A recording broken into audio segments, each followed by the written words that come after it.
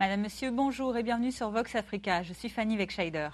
Votre point quotidien sur l'actualité africaine et internationale, c'est tout de suite dans Vox Flash.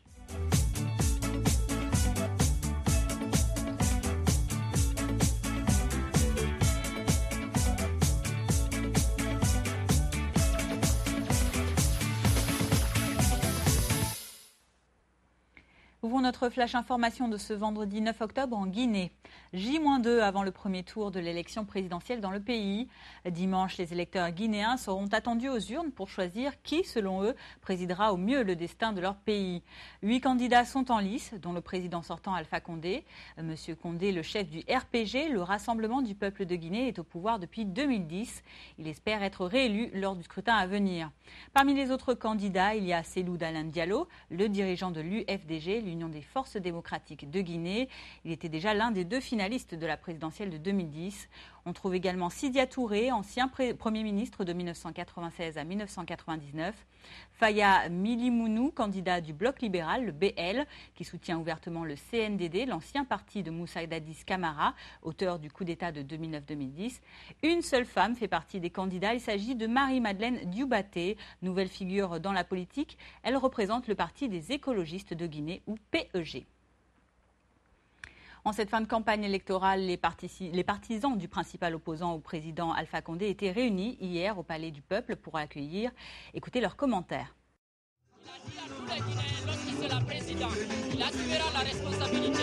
Il va développer des projets permettant aux jeunes d'assumer les responsabilités. Il va aider les femmes et il va faire en sorte que la Guinée soit une Guinée unie et prospère. Et je suis certain, en tant que jeune qui a connu Cellou Dalein depuis la base, il assumera sa responsabilité et sera le président. Ça, je suis sûr et certain qu'il va gagner, mais seulement, comme on connaît le professeur Alpha Condé, c'est un dictateur, c'est un voleur, il sera prêt pour voler cette fois-ci aussi comme il a volé en 2018.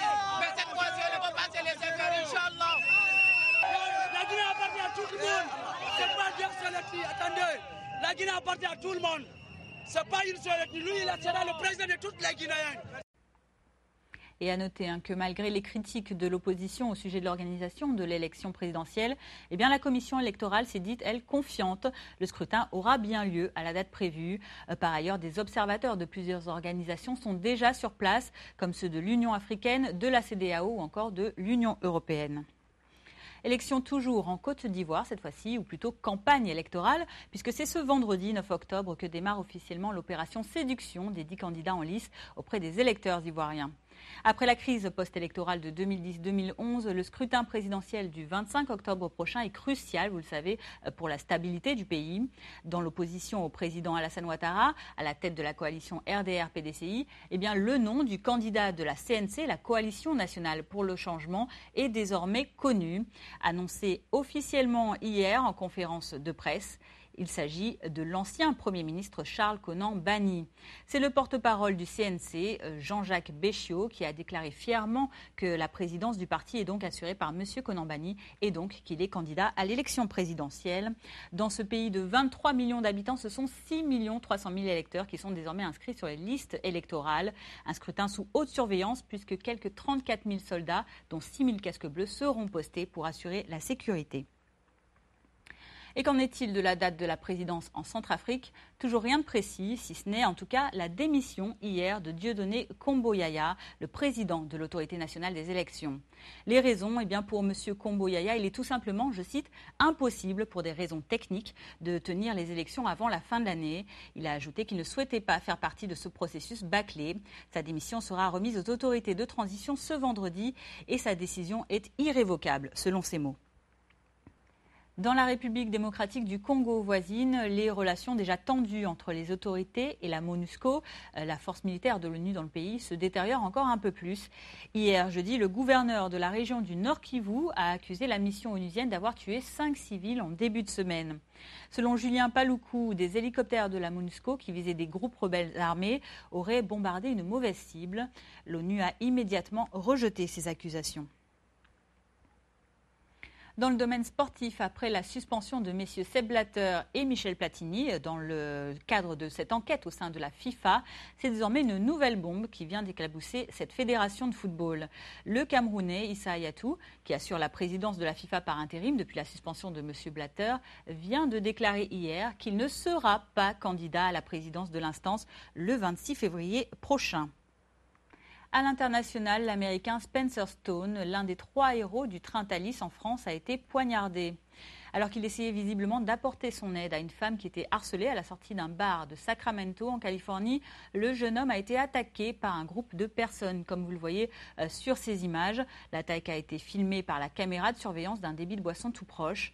Pour rappel, avec 2 autres soldats américains en vacances en France le 21 août dernier, Spencer Stone était intervenu pour désarmer un homme qui était prêt à commettre un attentat dans un train Thalys reliant Amsterdam à Paris.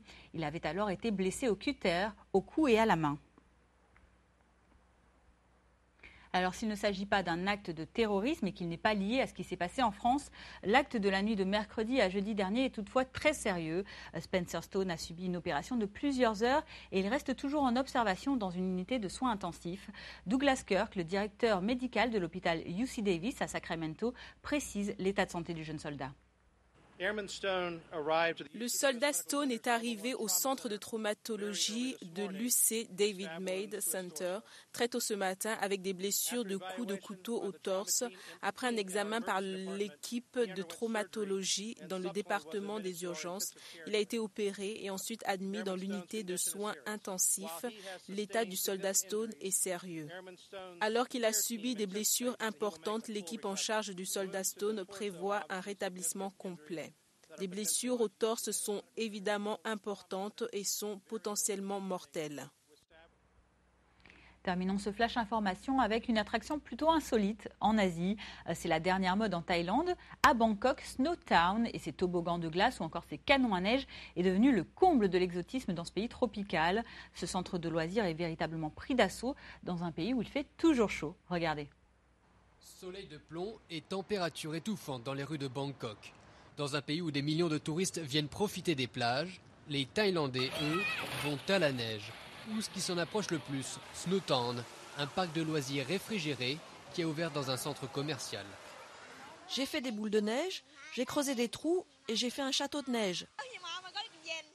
C'est peut-être trop froid pour certaines personnes, mais c'est marrant. Personnellement, j'aime avoir froid, donc je suis très contente. Autre nouveauté, Harbin Ice Wonderland, quelques minutes pour s'acclimater au froid avant d'entrer manteau de ski indispensable dans un univers complètement givré, entre sculptures et toboggans de glace. Il fait moins 15 degrés Celsius ici. Nous voulons que les Thaïlandais, qui vivent dans l'un des pays les plus chauds au monde, ressentent ce que c'est moins 15 degrés.